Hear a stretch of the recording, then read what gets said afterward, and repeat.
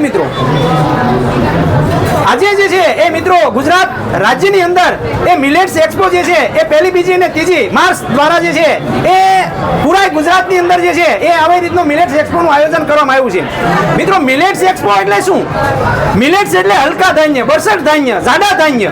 મિત્રો આપણે બધા જે છે એ કહીને કે જંક ફૂડો ખાઈ અને જે છે આપણા સ્વાસ્થ્યને જે છે એ આપણે કહીને કે એક દવાખાને જે છે દોડતા કર્યા છે. ત્યારે મિત્રો ભારત સરકાર દ્વારા અને ગુજરાત સરકાર દ્વારા અને ખાસ કરીને એ ખેતીવાડી ખાતા દ્વારા રાજકોટ જિલ્લાના આંગણે આવો સરસ મજાનું એક્સપોનું આયોજન કર્યું છે. ત્યારે મિત્રો મિલેટ્સમાંથી જે છે એ સરસ મજાના પીઝા, બર્ગર, હટ આ નામની વેરાયટીઓ જે છે એ આપણા જે મિલેટ્સમાંથી પણ બને છે. તો આ મિલેટ્સ જે છે એ આપણા માટે કેટલું ઉપયોગી છે અને આ મિલેટ્સની અંદર જે કહીને કે બધા એવી રીતનું જયંતિભાઈ હતું કે ભાઈ આ મિલેટ્સ જે છે આવું પીઝા જેવું આમાંથી નહીં બની શકતું હોય, પણ મિત્રો આ મિલેટ્સ જે છે આપણા સ્વાસ્થ્ય માટે, આપણા બાળકો માટે એને પચવામાં એ ખૂબ જ ઉપયોગી છે.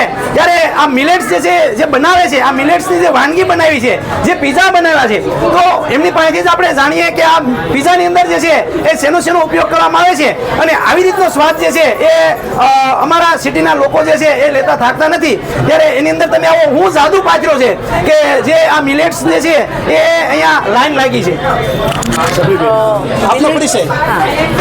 સજીવન ઓર્ગેનિક બોલતી છું હું, અને અમને આ વિચાર એટલા માટે આવ્યો કે અત્યારે બજારમાં મેંદાના લોટથી જે લોકોના પેટ બગડે છે, જે હેલ્થ બગડે છે, તો લોકો સુધી આપણે તરત એના રસોડામાં કેવી રીતે પહોંચે? તો બાળકોને જ હેલ્થ માટે કંઈક સારું આપીએ તો આખું ઘરમાં બદલાવ આવી શકે. તો અમે લોકો બાજરાના પીઝા, બાજરાના રોટલા, જુવારના રોટલા અને રાગીના રોટલા એ બનાવી એની ઉપર ટોટલી ઓર્ગેનિક વેજીટેબલ, મેક્સિમમ જેટલું ઓર્ગેનિક મળે એનું આખું વેજીટેબલનું લેયર કરી અને એના પીઝા બનાવીએ છીએ અને અમે બાળકોને આપીએ છીએ કે જેને લીધે એની હેલ્થનું અમે ધ્યાન રાખી શકીએ. ખૂબ સરસ મજાની વાત. મિત્રો જે પાયાની વસ્તુ છે એ બાળકો છે એ હવે તો જે કહેવાય કે જે જીવવાનું હતું એ આપણે તો બધાએ જીવી લીધું, પણ બાળકો જે છે આવતી પેઢી જે છે એ આપણે કહીને કે આવતી પેઢી જે છે તંદુરસ્ત બને એના માટેના જે પ્રયાસ છે એ પ્રયાસને અમે કિસાન સફરની ટીમને એ અમે ટીમ પોતી એ તમને બિરદાવીએ છીએ.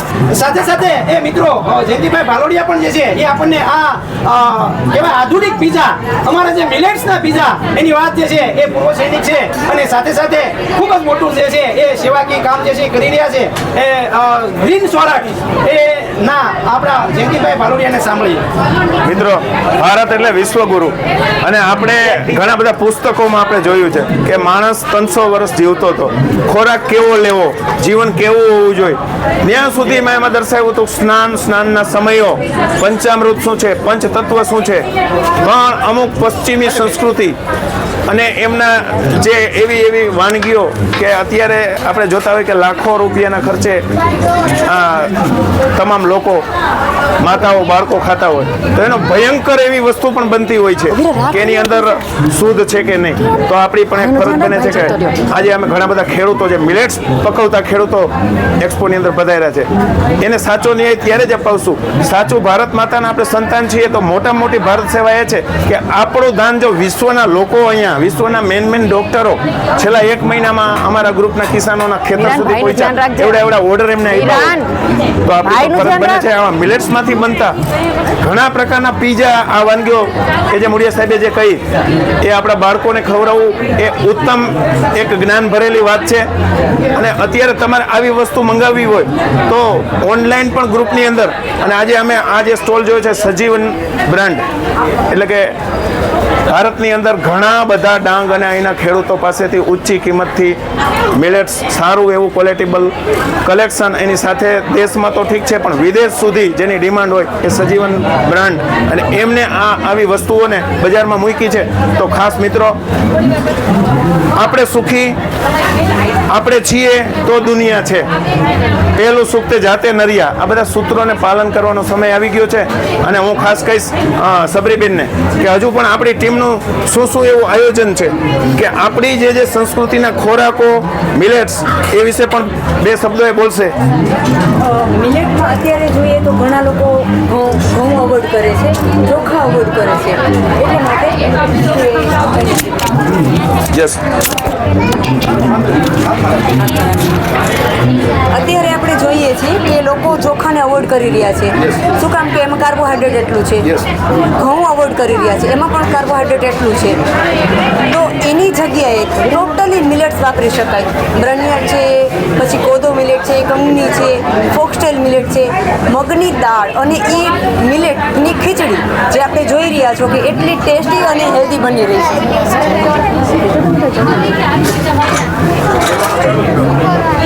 ખૂબ જ ન્યુટ્રિશનથી ભરપૂર છે. ચોખા અને ઘઉંની કમ્પેરિઝનમાં જો મિલેટની ખીચડી ખાવામાં આવે તો એટલું પચવામાં હલકું છે અને ન્યુટ્રિશનથી ભરપૂર છે. બીમાર લોકો એક વાટકો એક ખાલી મિલેટની કોઈ પણ વાનગી ખાય અને વગર બીમાર લોકો આખી ફૂલ થાળી ભરીને ખાય તો ફૂલ થાળીમાંથી જેટલું ન્યુટ્રિશન નથી મળતું એટલું એક બાઉલ મિલેટની કોઈ પણ વાનગીમાંથી મળી જાય છે. એટલા ભરપૂર ન્યુટ્રિશન છે મિલેટમાં. ખૂબ સરસ મજાની વાત. એ મિત્રો આપણને મિલેટ્સ જે છે એ મિલેટ્સ છે કે હલવું ધાન્ય નથી. હલકા ધાન્ય એટલા માટે છે કે એ આપણે નાના ખાઈએ એટલે કે ખાઈએ તો આપણે હલકા નથી થઈ જવાના, પણ આપણું શરીર જે છે એ હલકું રહે, આપણું શરીર જે છે એ પચવામાં હળવું રહે.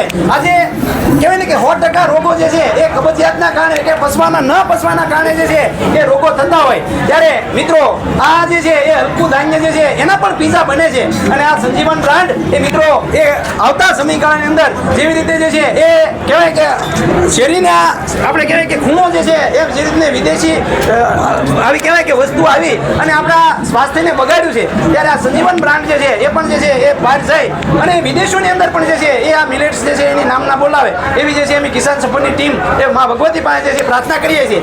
સાથે સાથે અહીંયા પીઝા જે છે એ મિલેટ્સ દ્વારા જે મિલેટ્સમાંથી તૈયાર કરવામાં આવ્યા છે. અમારા બેન પાસેથી જાણીએ. બેન, આ મિલેટ્સના પીઝા અને બજારના પીઝા આમાં તમને શું ફેર લાગ્યો?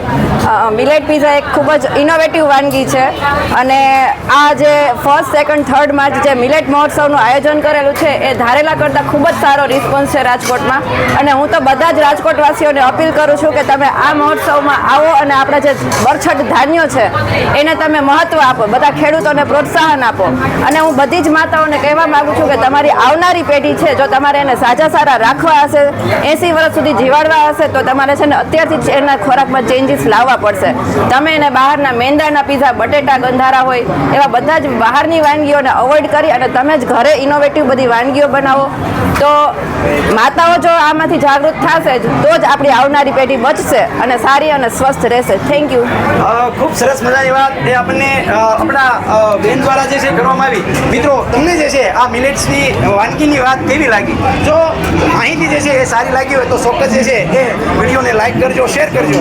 અને કિસાન સફર જે છે એ અમારા ખેડૂતોમાંની ચેનલ છે, એમાં 4 લાખ કરતાં પણ વધારે ખેડૂત મિત્રો જોડાણા છે. અને તમને પણ મિત્રો અમે અપીલ કરીએ છીએ કે એમાં 1500થી વધારે ખેડૂતોના મેં ઇન્ટરવ્યૂ જે છે રૂબરૂ 1 to 1 લઈ એના ફાર્મની મુલાકાત લઈ અને બનાવેલા છે. અને એમના દ્વારા જે તૈયાર કરેલો માલ પ્રાકૃતિક રીતે તૈયાર કરેલો હશે અને તમે એમને ખેડૂતોને પ્રોત્સાહન કરો, એમની પાસેથી વસ્તુ મંગાવવાનો આગ્રહ રાખશો તો ચોક્કસ જે છે એ મિત્રો અમારા ખેડૂતોને પણ જે છે એ ફાયદો થશે.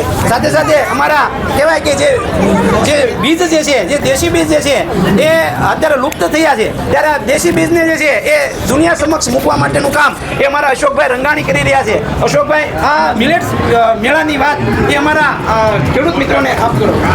મિલેટ્સની મિત્રો ન્યૂઝવાળા આવ્યા મિલેટ છે ગ્લુટેનમાં એકદમ ઓછું હોય અથવા નહીવત હોય છે અને બીજી વસ્તુ એમાં રેસાનું પ્રમાણ કસ્ટમર રિવ્યુ લે ને. આપણા વડવાઓ છે એનું જૂનું અનાજ આ જ હતું કે જાર, બાજરો, મેં કીધું ને, રાગી, કેવા લાગ્યા તમને મિલેટ પીઝા? આપણે રાજગરો, customer એ પાસેથી વસ્તુ જાણીએ. પછી લુપ્ત થઈ ગઈ સમય જતાં ગ્લોબલાઇઝેશન થયું મેં કીધું આ ખૂબ જ સરસ મેં કીધું આયોજન કરેલું છે અને બધા જ રાજકોટવાસીઓને અપીલ કરું છું કે આ મહોત્સવમાં ભાગ લ્યો અને જાણો કે આપણે મિલેટ જે જમવાની આપણો ખોરાક જે વડવાનો હતો એ આપણામાંથી નીકળી ગયો એટલે રેસાને એટલે પાચનના ને બધા પ્રશ્નો અને હું થયા, બધી પેટના ખાતાઓને પ્રશ્નો અપીલ કરું છું કે થયા. તમે મિલેટમાં એ વસ્તુ દૂર થઈ જશે ધીરે ધીરે એટલે આ વસ્તુ અપનાવવાથી દરેકને ફાયદો છે. એટલે જૂનો ખોરાક આપણો જીન્સમાં ડીએનએમાં છે એ ખોરાક અપનાવવો જરૂરી છે. ઓકે. ખૂબ આભાર. અશોકભાઈ આપનો અમારા ખેડૂત મિત્રોને જે છે મિલેટ વિશે માહિતી આપવા બદલ ખેડૂત મિત્રો તમને વિડીયો સારો લાગે તો વિડીયોને લાઈક કરજો, શેર કરજો અને કિસાન સફરના અમારા ખેડૂત મિત્રો એ મિત્રો ફૂલ નહીં તો ફૂલની પાકડી લેકે એટલે કે હળદર છે, મરચું છે, ગોળ છે, તેલ છે એની માહિતી મેળવવાનો પ્રયત્ન કરજો. એ ખેડૂત મિત્રોને જે છે એનું સૂત્ર છે કે ખેડૂત સુખી તો બધા સુખી. મેન ભાઈવા ને